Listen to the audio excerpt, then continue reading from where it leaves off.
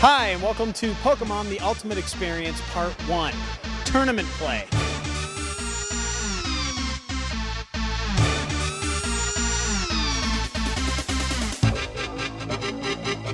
Today, we're going to go into Collector's Guide to the Galaxy and find out all the behind-the-scenes stuff of Tournament Play with Pokemon.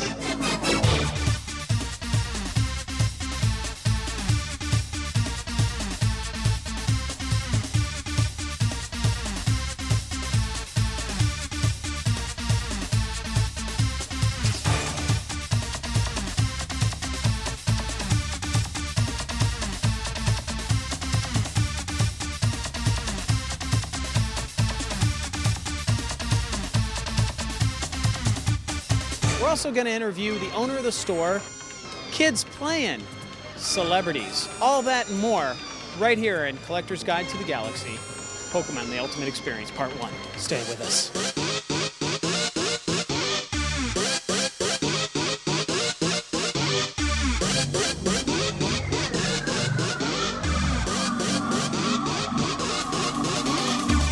Pokemon was kind of like, they're just little Japanese characters that they went big in America, and they went big and they started making videos, trading cards like we're playing here today.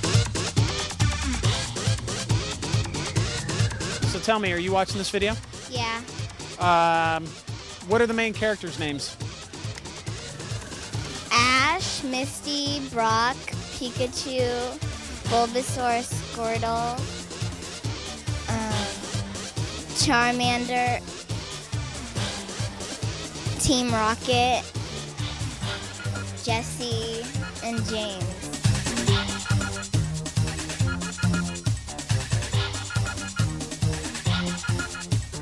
Okay, here we are with a guy who's had one too many bottles of Surge. And he is, from what I understand, an advanced player. What's your name? Miko Hughes. And is that true? You're an advanced player? I don't know. I say I'm an advanced player, but I don't know if I'm that good. I just kind of started, but I think so, I guess. I've won every round I've played so far, so.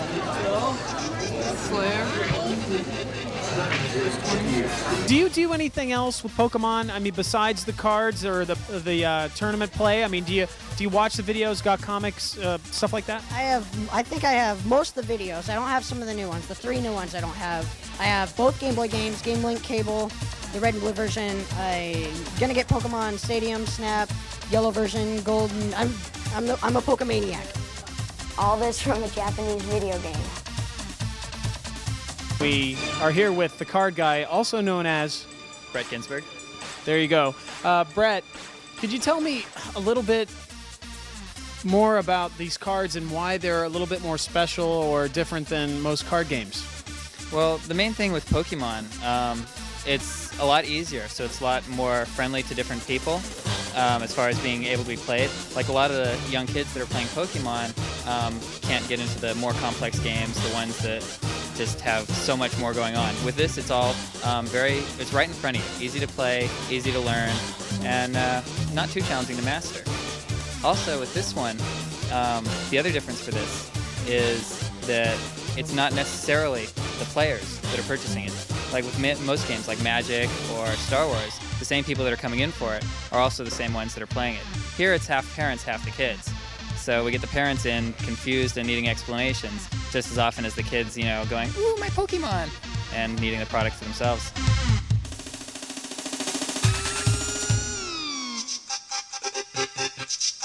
We actually found out that they start them pretty young. And Ryan, if you had to say anything negative about Pokemon, what would it be? There you go. What I like best about Pokemon is all the different characters. They're so cute, and some of them, they're all different. I like that. Pokemon has swept the nation, in fact, the world.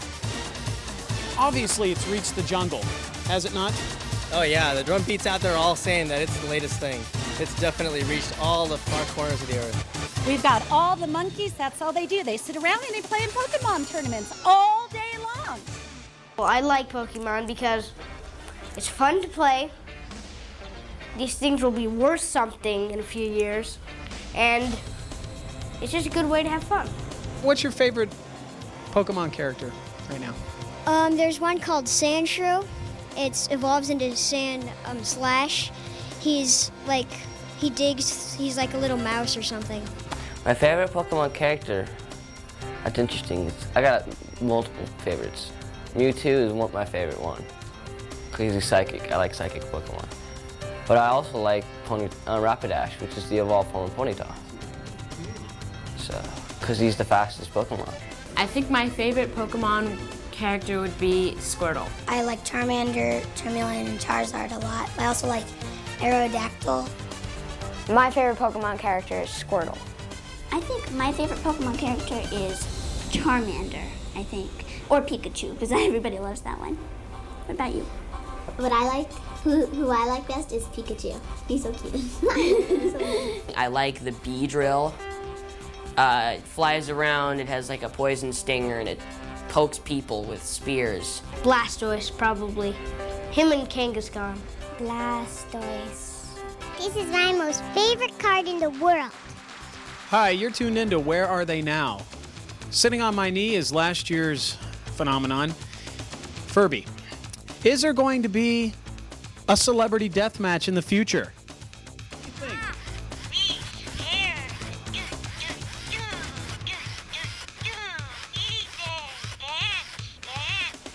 You heard it here, folks. He's very scared. Once again, very scared. I'm Jamie Jacobs reporting. I was wondering if you could tell me what this is. I think we were lucky enough to have somebody let us see what their collection is. We borrowed one of the local kids' binders, and what we see here is his front page, which he put a lot of his rare cards, the ones that are the shiny ones, just to make them seem a little more special. And as you can see by the cards, they come in, various forms, both cute and cuddly, so even little girls will like them, on up to big and mean for the boys, the violent one, or the kids that want the big tough ones, the bad guys and stuff. And as you can see, there's both the characters in English. They also come in Japanese, which is how this originated. In fact, in Japan, the tournaments are huge. Like 21,000 is what we heard about for one of them. So it makes this seem like nothing. There's also special cards called trainers, which are just designed to help you play the game, not the characters that fight for you themselves. And most of these are based on some things from the video games. What is the number one most wanted card available right now? The most sought-after Pokemon card here in the States is Charizard. The big craze seems to be the Charizard card, and I finally found somebody who actually has it right here. Could you tell us your name? Alex? Alex, the Charizard card. Come on over here. Oh, you're going to pull it out for me. Awesome. All right, ladies and gentlemen, this is the Charizard card. The most wanted card here. Is that true? Because it does the most damage and it has the most HP. Fire Spin does 100 damage. It's able to kill any Pokemon in one hit unless it has a resistance or if it's a Chansey or another Charizard. The starter decks come with the earlier forms of Charizard, Charmander and Charmeleon. So once somebody gets started, the next thing they need is immediately Charizard. Okay, so there you go, the most wanted card. Now, I want you to do this as quickly as possible because I want it to come right off the top of your head. Name me the 5 top cards if you were given the choice that you would like to have in your possession. Go. Charizard, Venusaur, Blastoise, Raichu, and Mewtwo. Here we are in the thick of tournament play, and I'm just about to interview a couple of guys that are going head-to-head. So tell me, can you tell me how your strategies go in this game? What's your main goal in going against your opponent? Well, my main goal is sort of like to beat his Pokemon, and then I get to win, or like get rid of all his energies so his Pokemon don't have anything to do, so I could win. Here we are with Ernie and Andrew Hudson. They are in the middle of play, and they took time out to talk to us a little bit about the Pokemon situation here. Andrew, I gotta ask, how are we doing so far today? Okay. I lost my battle, but I hope to win my next battle. So, I mean, so do you have a little break now? Are you taking a little break and then you're gonna go back in? Yeah, I'm taking a little bit break, shuffling my cards, and I'll be going to battle just a few minutes from now. Does your dad know much about this? Well, sort of. When I play against myself, it's too easy, so I kind of force Dad to play with me sometimes. So chances are he kind of knows what's going on. Yeah, he sort of does. What is a theme deck? Well, it's kind of like a deck. You have to have 60 Pokemon cards to make a deck, and you kind of create your own, the battle. And usually, if you're creating a themed deck, it's supposed to do something like maybe you'll have like all Pokemon that can call for another Pokemon card. Right. See, but you get the packs that you buy. You can buy a deck, but they prearrange those. But when you create your own deck, I mean, you go into battle with your own set group of Pokemon to do what you want them to do when you need them to do it. So once you get into the game, you want to get the cards that's going to support you in what you want to do. The thing I love best about this is, especially with the younger kids, it gives us a way to connect. It gives me and Andrew a chance to hang out today, be a part of the tournament, and things we can do together. When we get so into the video games, it's between them and the TV. This is us. You know what I mean? And it's great. And I mean, the athletic stuff is fine, but this is strategizing. It's talking. It's just a nice way to bond and connect. Pokemon, way to be social yet go into battle at the same time. We love it. Thanks a lot, guys. I want to thank you for your time, Andrew. Yes. Good luck.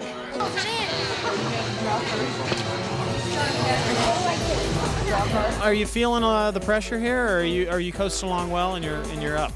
Well, I beat him 2 out of 3 games yesterday, so I feel pretty confident today that I can take him down.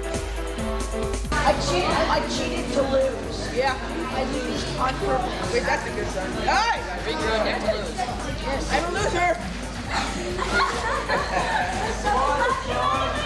Wait, hold on.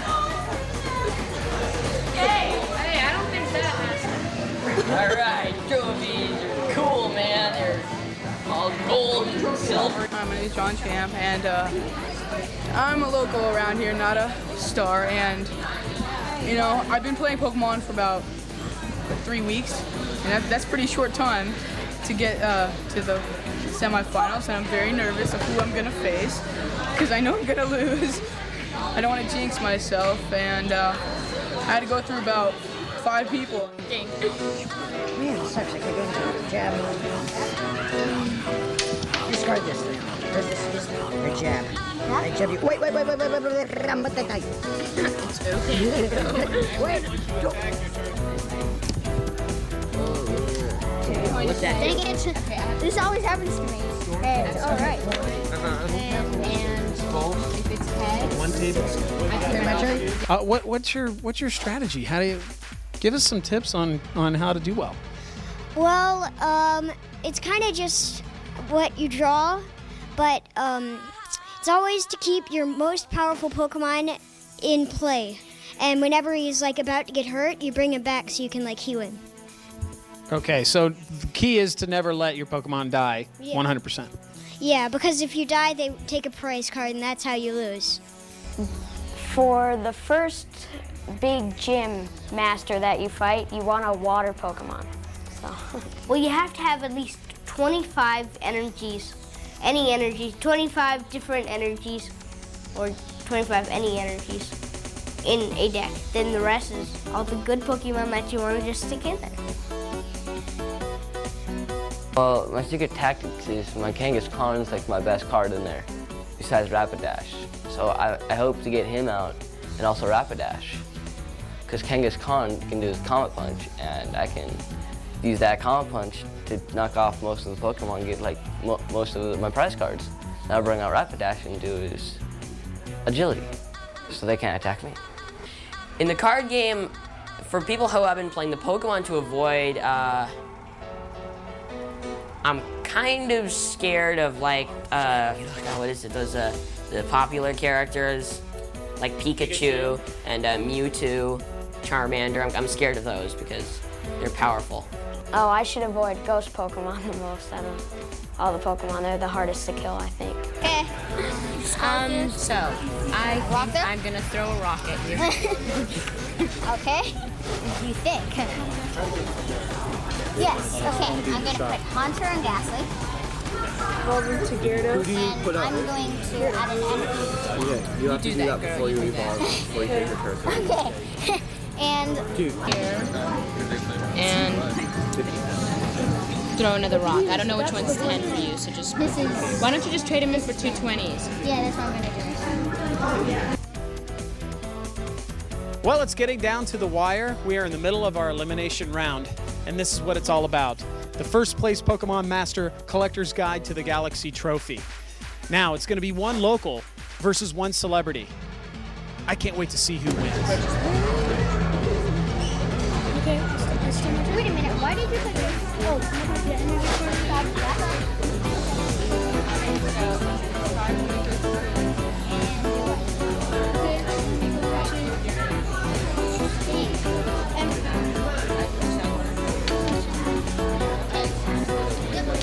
And then you sit after the end of your turn. Nope. He does it? He does it? At the end of your turn, beginning draw. The open doors right there. Do anything. So I will double select. Hit. You don't really have to put your basics down, but you have to put too much to do before you attack. You can't evolve and you have to wait one Yeah, turn. can I put an energy down? You can put your one energy down. Okay, and then I'm going to do Karate Chop. How do you deal with the psychological warfare in tournament play? I mean, do you psych out your opponents, or what? How does that work? It depends. You gotta get a feel for them. You gotta know if the way you can kind of tell by looking at them, talking to them. You can either say, "Oh man, I just started. I'm really bad," and then kick their butt, or you can, if they look like they're kind of new, psych them out, and then say, "Oh yeah, I've done this forever. I'm really good," and stuff like that. If you had to give any advice to a Pokemon inductee, if you will, what advice would you give? Learn the names first. Learn how to pronounce them, because some people, it gets really confusing when they call them weird names. Just get used to the basics of it. Just, learn that there's 150, just, the story and how it goes, because it can get really confusing if you have no idea what you're doing. Learn the story and pretty much the basics. That'd be the first thing you want to do. I'd say to them, the advice I'd give them is that try to learn as much as you can about it, because it's kind of complicated if you don't know, how to play, because it's not just like regular cards. So learn as much about it and just have fun playing it. Just start with like the beginner's deck, the pack, beginner's pack. Then just buy the themed decks and regular packs of 11 cards. Advice I would give would be to just hurry up, to get everything as quickly as possible, and then you can catch up with everyone else. If I was gonna advise somebody to get into the whole Pokemon craze, I would tell them to have fun. Don't get too into it, because then it's scary. Don't think about Pokemon all the time, but have fun with it, trade, just take it how it comes, just go with the flow. Okay, guys, this is for all the gold. This is for the big trophy. The numero uno, the Pokemon Master. It's best 2 out of 3. Okay. Let's get ready to rumble. Okay, I got tails. Okay, that's heads. Okay, that's it. I Josh Hart. I flip over my Pokemon. And We I have put down- Squirtle versus Fetchit. Farfetch'd. And I will bubble. Okay. Rainier places a water and he attacks with Bubble. Energy. She's gonna be. Okay, Pot Smash. Okay, Pot Smash and knocks out Squirtle. She gets to pull a prize card. We need something in the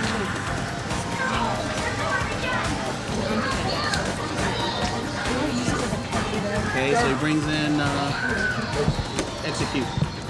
Execute. Rainier looks like he's down to his last Pokemon, but he has to. You'll see stores. Yeah, he's gonna come and be like, bam, bam, bam. I'll metronome your Pot Smash, you die.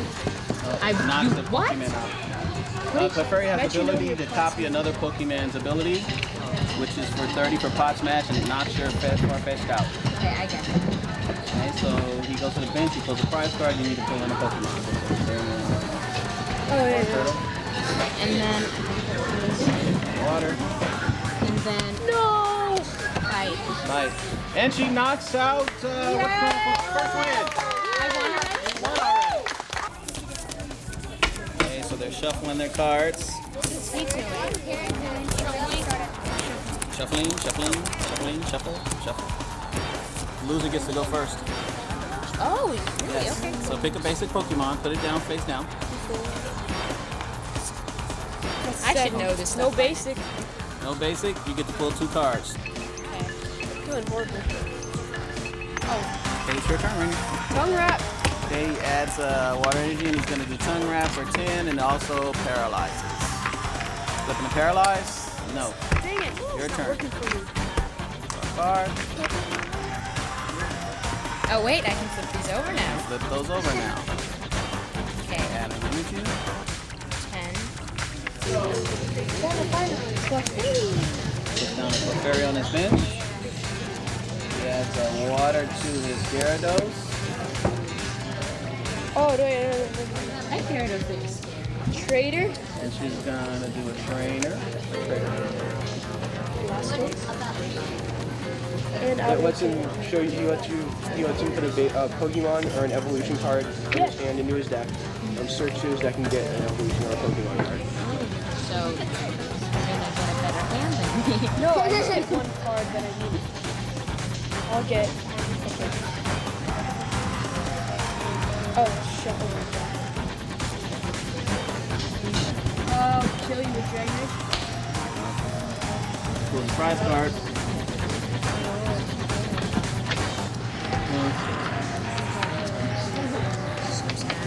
Okay, Okay, we started off with 80 kids, now we're down to the last game. This is for all the money. This is the tiebreaker. And the winner goes first. Here I am talking to the owner of Collector's Guide to the Galaxy, Kenny. Hey, Hey. what's up?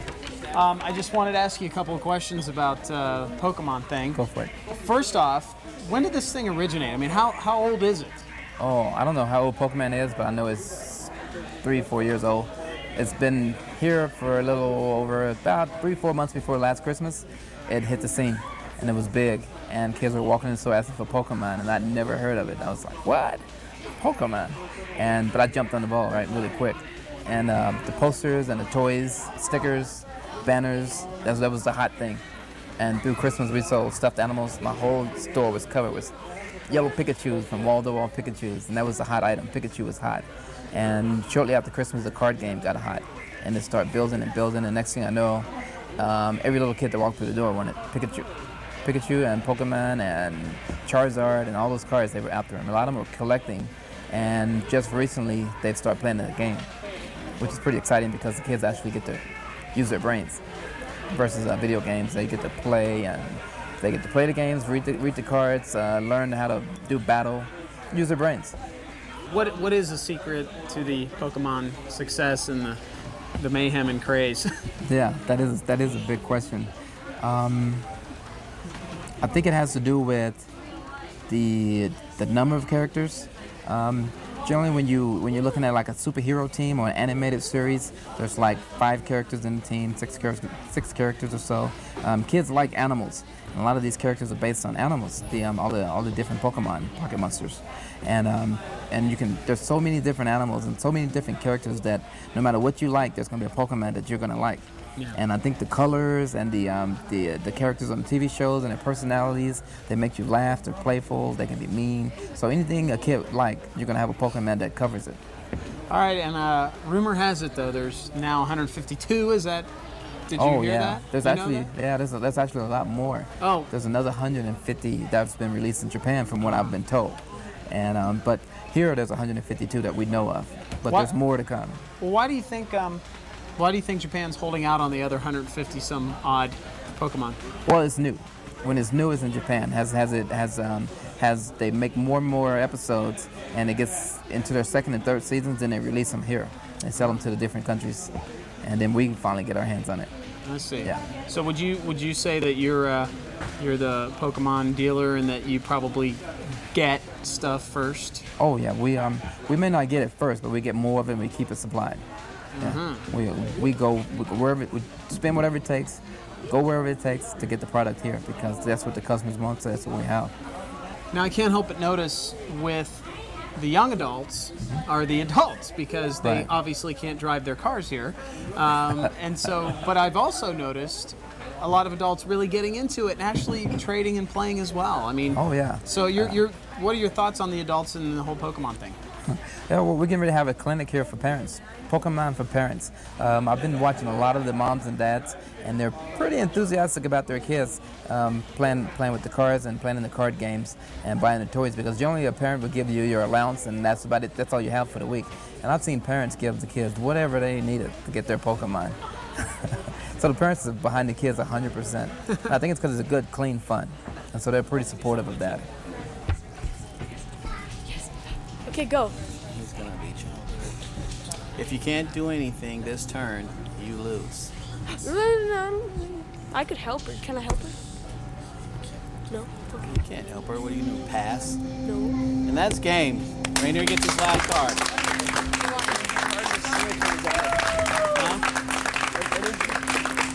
You could have beat him. If you would have let him knock out if you would have let him knock out your Onyx and then brought your Farfetch'd out, put the energy on him, and flipped it and knocked out his whatchamacallit, you would have won. This was in your hand. Okay, last game with Rainier. First time I beat him, second time he beat me, third time he beat me. But it looked like the third time looked like you were gonna. Yeah, yeah, it looked like in the beginning it looked like I was gonna beat him, but then I just didn't. I don't think I really paid attention to what I was doing, and he is so good, and he just beat me. The last 3 games, for the most part, she won because his deck didn't run well. Like I said, sometimes you gotta have a very good deck and a very experienced person, but if you don't get the right Pokemon and the right combination, it's just like a fighter having a bad day. Sometimes you just can't get that knockout punch, and so she beat him on that one. The second one, he just basically overran her because his deck ran very well. And she's not as experienced, so she couldn't stop him. There was ways that she could have, but like I said, she lacked experience, so she couldn't take the pounding that he's putting out. The third game, she had opportunities, many opportunities, and that's where the experience comes into play. Because if I was playing that deck that she had on that particular game, I could have beat him instantly. Because his deck runs very well, but at that point in time, he had a really bad pull, like the first game. And she kind of gave it up when she sacrificed a couple of her cards without thinking about it first. The turning point in that game was when she brought out her Farfetch'd and wasn't able to attack with him. What she should have did was placed another energy onto her Onyx, let him knock her Onyx out, because she was 6 cards ahead of him, 5 cards ahead of him. She didn't have to worry about losing that guy, because there's no way he would have been able to catch up. And once he would have knocked out her Onyx, all she had to do was put her Farfetch'd out, put an energy on him, and Leak Slap for 30, and that would have knocked his Gyarados out. She had 1 prize card, and she would have went home with all the stuff. And that would have been, wonderful. I love to see people like the underdog win, and I was very proud of her for even going that far. She did a very good job for someone who has 1 day worth of Pokemon experience. In the beginning, I played a little easy players. Then after that, got a little harder. And then once I got to the finals, I got really nervous. Last 3 games, the first game, I knew I was going to get whooped by my hand, but I tried to hang in there, but I couldn't. The second game, I got a good hand, plus the cards I was drawing were good. Third game, I still had confidence in myself because my hand was okay, but she was still beating me. So I tried to stall her deck as much as possible, so I could build up this guy and kill that guy, or if he's low on health, I could build up that guy, retreat that guy, bring in that guy. So how do you stall a deck? Well, you retreat Pokemon and let them kill this Pokemon, retreat it, bring another Pokemon, and just let them keep killing certain Pokemon, but they're not dying, they're just getting hurt.